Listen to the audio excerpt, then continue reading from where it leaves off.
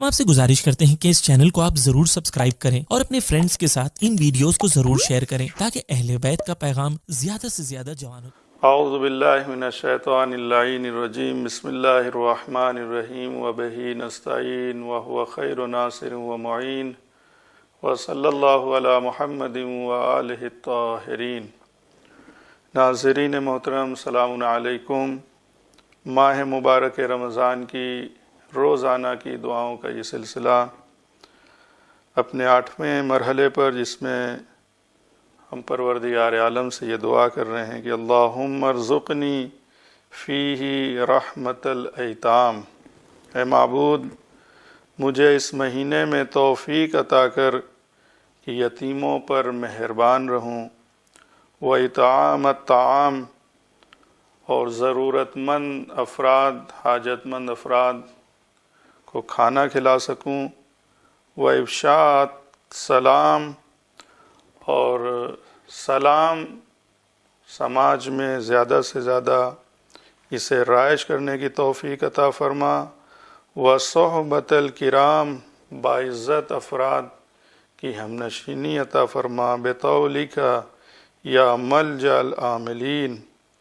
اپنی عطا کے صدقے میں اے پروردگار، اے آرزو مندوں کی پناہ گاہ۔ آج کی اس دعا میں تقریباً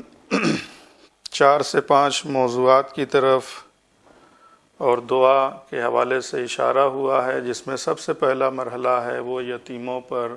مہربانی کرنا، دوسرا انہیں کھانا کھلانا، اور اس حوالے سے صرف ایک حدیث کے ذریعے سے اکتفا کرنا چاہتا ہوں کہ پیغمبر اسلام صلی اللہ علیہ وآلہ وسلم ارشاد فرماتے ہیں کہ اطعام الطعام فقط مادی نہیں ہے بلکہ معنوی بھی اسے انسان تصور کر سکتا ہے۔ تو انشاءاللہ تفصیل پیش کی جائے گی، لیکن یہاں پر آپ نے جو ارشاد فرمایا وہ یہ کہ طعام اور اطعام، طعام یعنی کھانا، یہ انسان کی مادی قوت کا ضامن ہوتا ہے، لیکن اطعام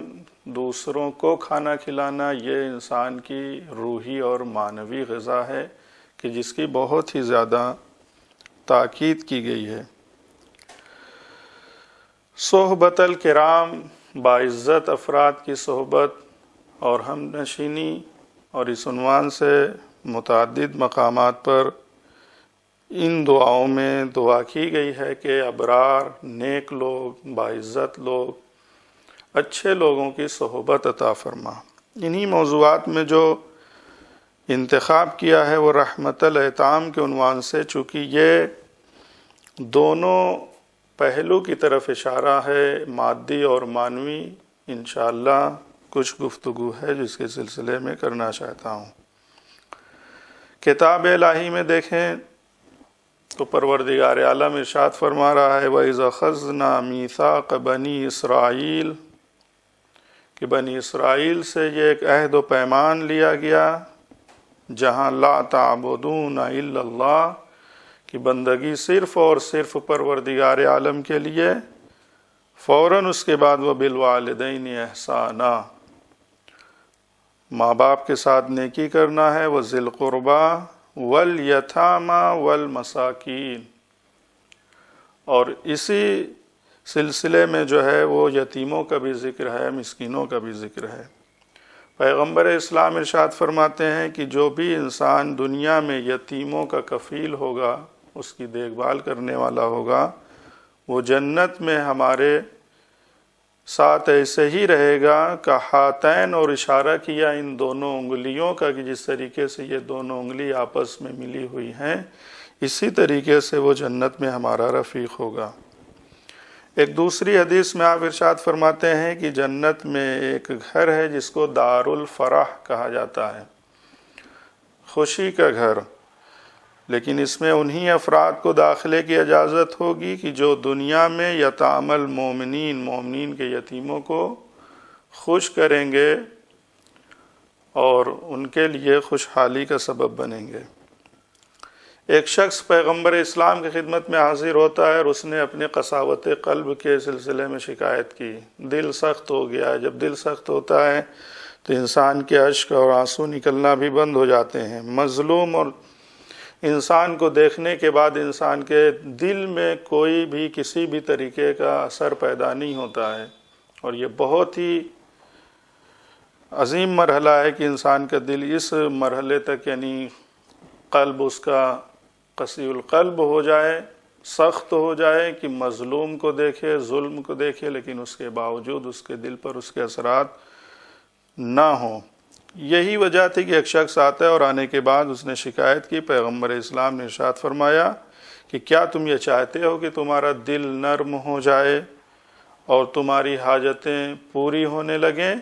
اگر ایسا چاہتے ہو ارحم الیتیم، تو تمہاری ذمہ داری ہے کہ یتیموں پر رحم کرو اور ان کے سروں پر اپنا دستے شفقت، اپنا ہاتھ پھیرو۔ یہ یہاں تک بہرحال عظمت کے لیے اور بھی احادیث، آیات، یہ ساری چیزیں موجود ہیں، لیکن آخر میں جس چیز کی طرف اشارہ کرنا ہے وہ یہ کہ امام عسکری علیہ السلام نے پیغمبر اسلام سے یہ حدیث، یعنی آپ کے سلسلے سے یہ حدیث نقل فرمائی ہے کہ اشد من یتم الیتیم الذی انقطع عن امہ، کہ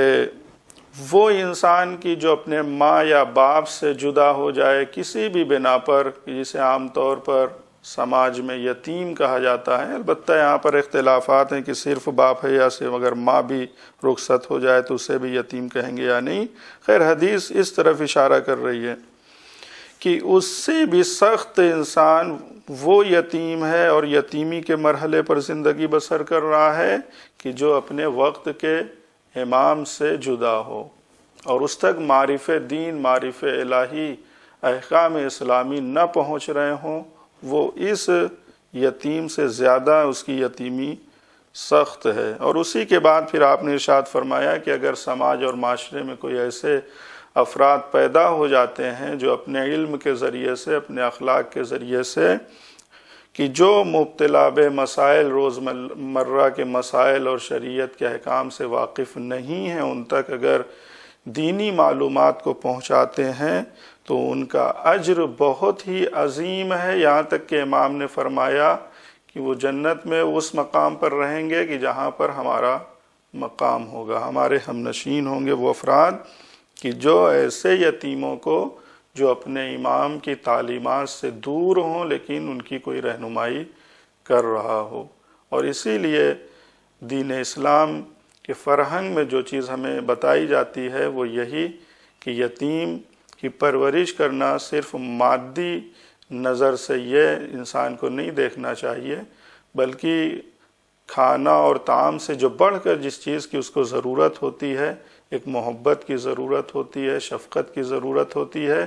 یہی شفقت اور محبت انسان کو جب وہ بڑا ہوتا ہے تو دوسروں تک یہ محبت اور شفقت بانٹ سکتا ہے۔ اور اس سے بھی بڑھ کر جو چیز ہے کہ تنہا مادی چیزوں کا انسان کفیل نہ بنے،